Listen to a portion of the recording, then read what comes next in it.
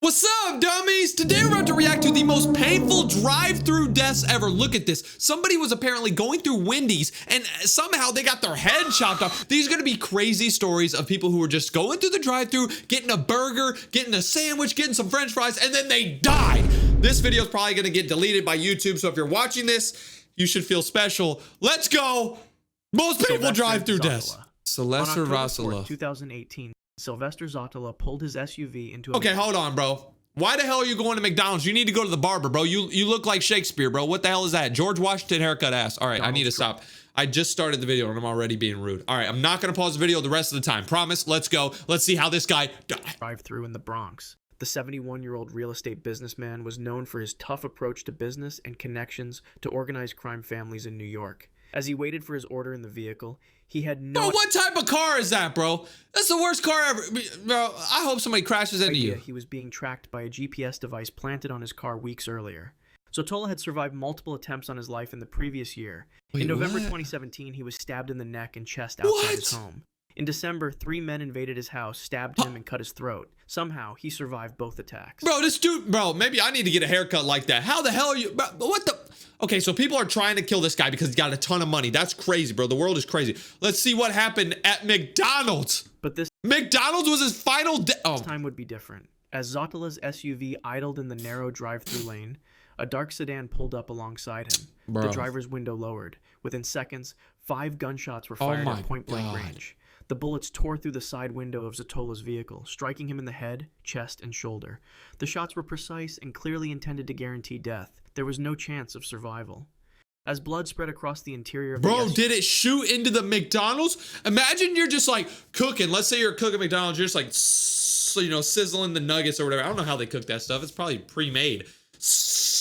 Oh! Like you're like making a burger and then a bullet flies through the burger, dude. That would be Zotala fire. slumped over the steering wheel. His foot slipped off the brake, causing his vehicle to roll forward slowly before stopping against the restaurant wall. First responders found him still strapped in his seatbelt, the engine running, food order undelivered. Hey, he was he got the pronounced seatbelt dead at the scene. What investigators discovered in the following months was more disturbing than the execution-style killing itself. The hit had been orchestrated by Anthony Zotala Sr., Sylvester's own son. Huh? His son made it. Anthony had paid Bashan Shelton, a member of the Bloods gang, $200,000 to have his father killed. What? The GPS tracker was the key to finding Sylvester at the drive-thru that day, where he had become a sitting target with no escape route. The father's death allowed the son to take control of the family's multi-million-dollar real estate empire, turning a simple drive-thru visit into a calculated assassination. Anthony Makowski. Okay, On here's the April next one. 24th, Imagine dying like you're like, oh, I'm about to give me a Big Mac. Boom! That's your final thought, bro. Okay, let's watch this. I'm not pausing, promise. Night in Jacksonville, Florida, Anthony Makowski pulled into a McDonald's parking lot with... Why is it always McDonald's, bro? Okay, I'm never going. I mean, I don't go there anyway, but I'm not going to McDonald's, bro, because you're going to die. Friends. The 21-year-old Navy man had spent the evening at a nightclub and stopped for late-night food. What began as a routine fast food run would end in his death, captured entirely on the restaurant's security cameras. Around 2:15 a.m., Makowski and his friends were waiting in the drive-thru lane when they became involved in a verbal altercation with another group of young men. So the argument quickly escalated. Security footage showed Makowski exiting his vehicle and confronting the other group in the parking lot. Words were exchanged, tensions rose, and within moments, the confrontation turned physical. Makowski was grabbed by 20-year-old Lacey Eberly, who applied what witnesses later described as a chokehold or headlock from behind. The security camera captured Makowski's initial struggle as Eberly maintained his grip. What is his friends doing, bro? Now they're getting out of the car? Why are you getting out of the car now, bro? If my friend got out of the car and he's arguing with somebody and then they punch him, I'm definitely out of the car. I'm punching back, bro. For approximately 90 seconds, Eberly held Makowski in the restraint.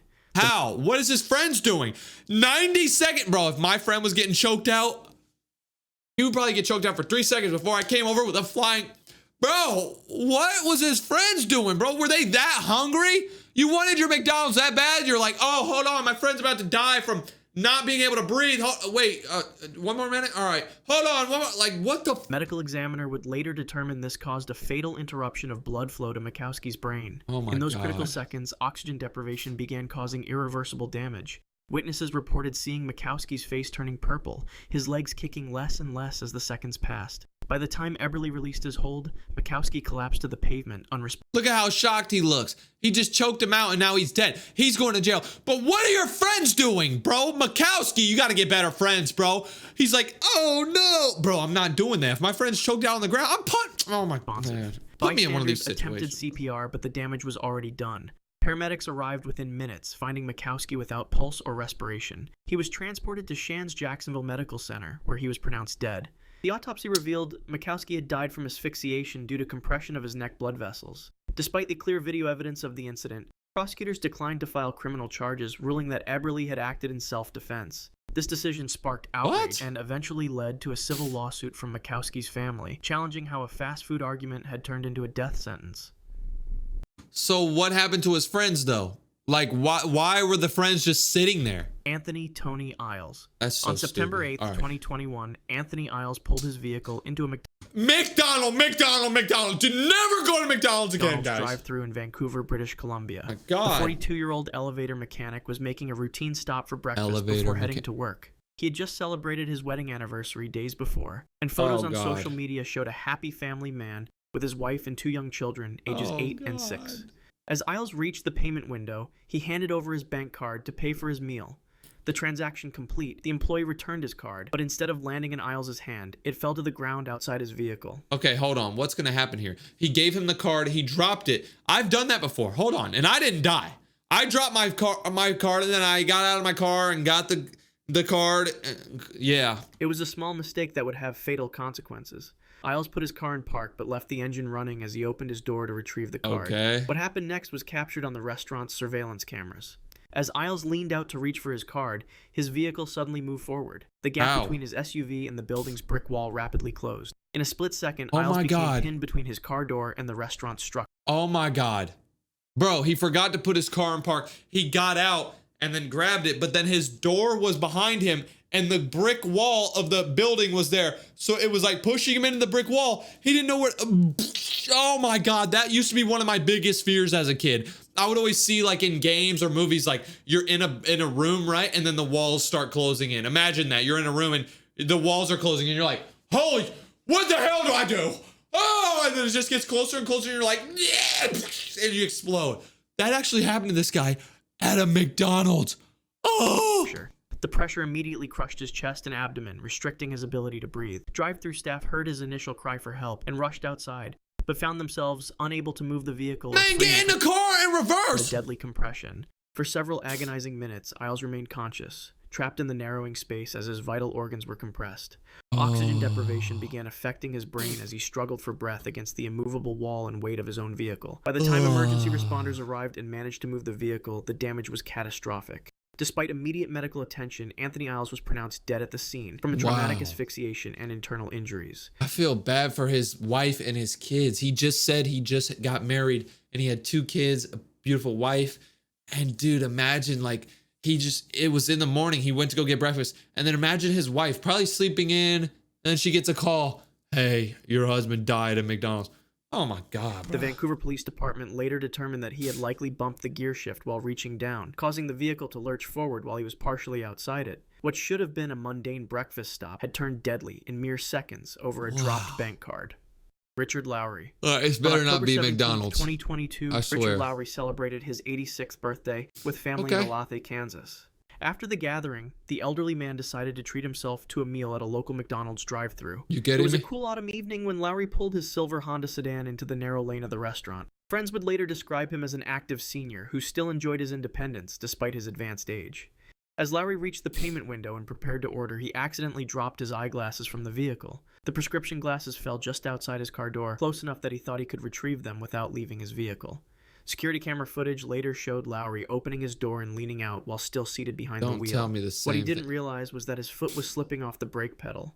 In a tragic sequence captured by the restaurant's surveillance system, Lowry's body stretched further out of the vehicle as he reached for the glasses. His foot then made contact with the accelerator pedal. Oh my the Honda God. lurched forward suddenly and with significant force. The open car door struck the building's exterior wall, creating an instant crush point with Lowry caught in between. Bro. The impact pinned Lowry's head and upper body between the door and the wall. Witnesses reported hearing a sickening sound as his skull made contact with the brick exterior. Drive-thru employees rushed outside but found Lowry already unconscious. This happens often? This is 2 times where somebody gets out of their car and then gets smashed against the wall. Oh my God. Severe trauma visible to his head and neck. The pressure had caused immediate and catastrophic damage to his brainstem. First responders arrived within minutes and managed to free him from the compression point, but the injury had already proven fatal. Despite resuscitation attempts, Richard Lowry was pronounced dead at the scene. Okay, so what I'm understanding is if you go to McDonald's, which you shouldn't, but if you do, don't get out of your car. The medical examiner later confirmed that blunt force trauma to the head was the cause of death. Oh my God. The date on his death certificate would match that of his birth certificate. A cruel coincidence that turned a birthday celebration. Wow, it was his birthday. I forgot he said. Imagine being born and dead on the same day. That's what, you know what? This might sound crazy, but I think that's honestly, he deserved it. Why are you going to McDonald's on your birthday? You're trying to get a birthday snack? Hell no, bruh. Into his final day. Kendrick Ingram Jr.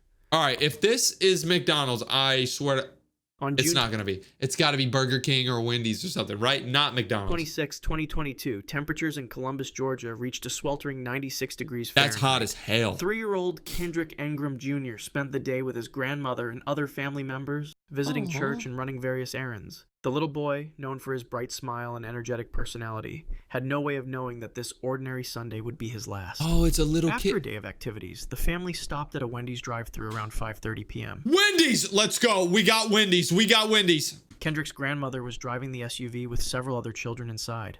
After ordering food, they returned home, where the grandmother and other children exited the vehicle. In the confusion of managing multiple young children, a critical oversight occurred. Kendrick remained buckled in his car seat in the third row of the SUV, forgotten and left behind.